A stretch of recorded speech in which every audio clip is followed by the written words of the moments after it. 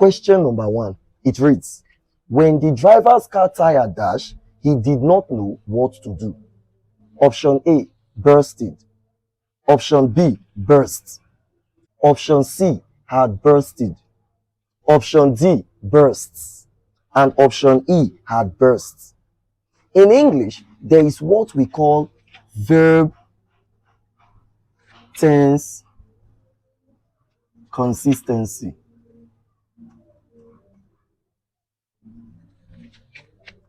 By verb tense consistency, I mean if a sentence is in the present, then the gap in the question should be filled with a present tense verb. If a sentence is in the past, then the gap in the question should be filled with a past tense verb. And if a sentence is in the perfect,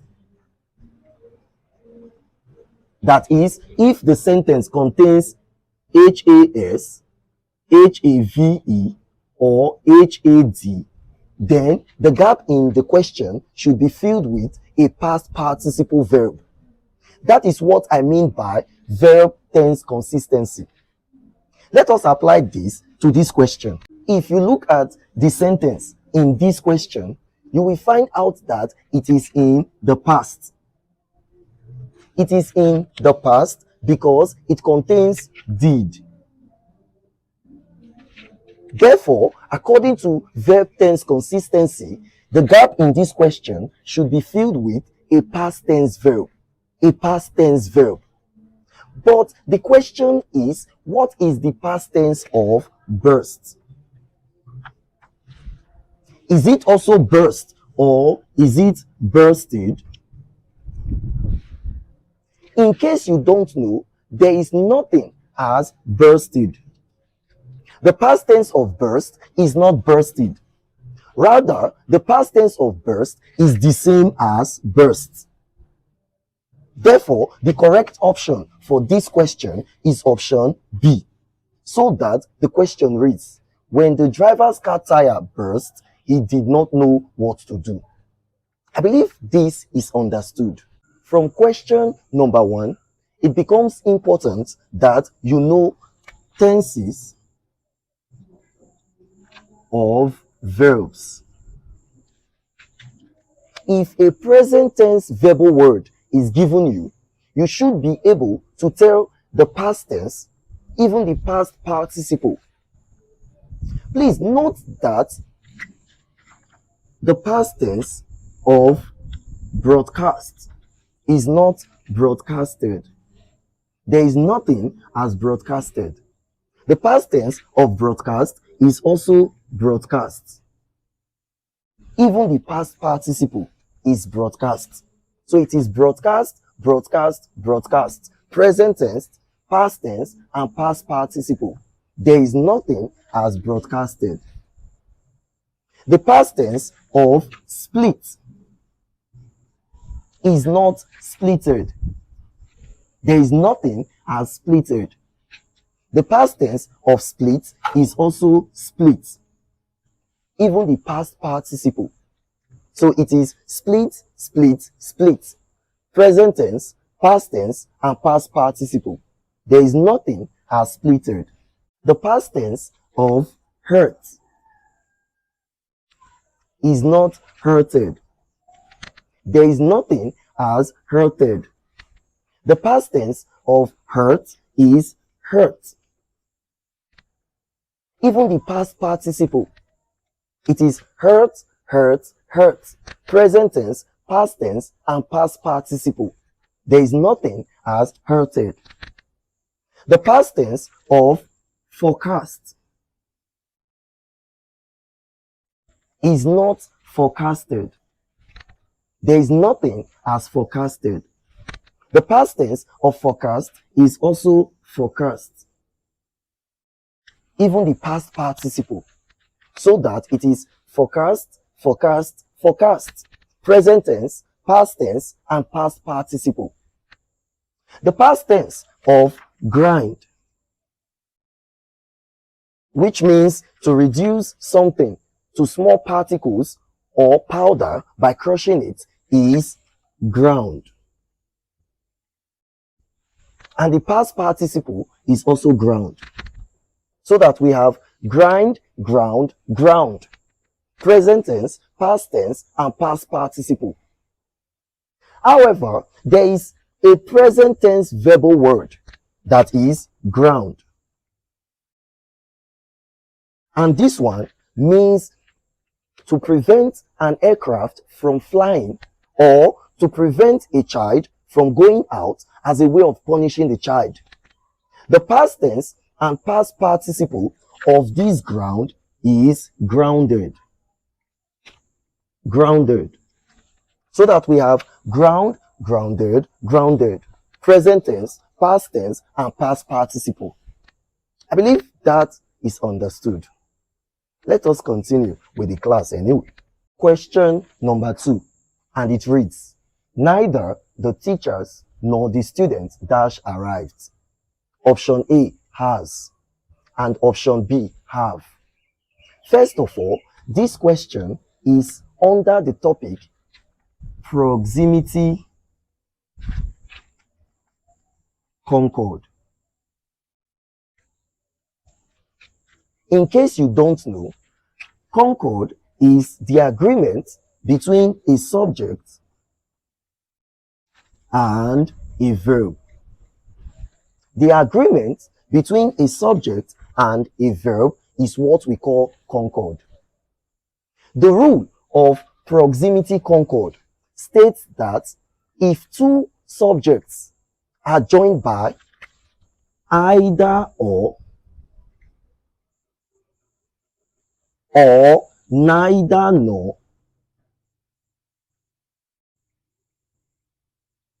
if two subjects are joined by either or neither nor, it is the last subject, that is the subject closest to the gap in the question, that determines the verb. That determines the verb. It is the last subject, which is the subject closest to the gap in the question, that determines the verb. This means that if the last subject is singular, that is, if it refers to one, then the verb should also be singular.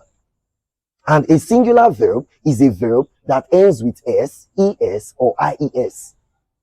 But if the last subject is plural, that is, if it refers to more than one, then the verb should also be plural.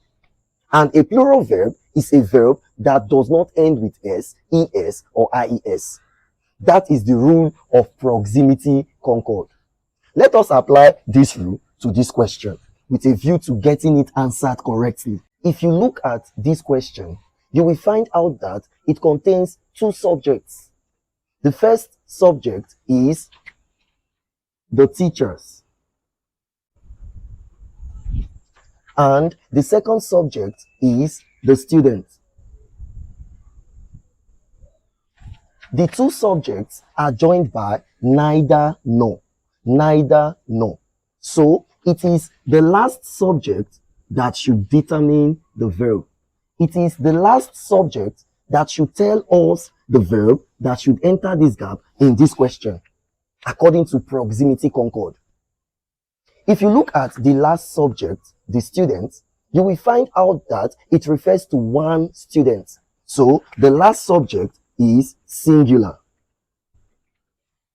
For that reason, the verb that should enter this gap in this question should also be a singular verb. And you will agree with me that a singular verb is a verb that ends with s, es, or ies. Therefore, the correct option for this question is option A. So that the question reads, neither the teachers nor the student has arrived. Anytime you are faced with an English question, you look at the question, you find out that it contains two subjects, and the two subjects are joined by either or neither nor. Just note that it is a proximity concord question.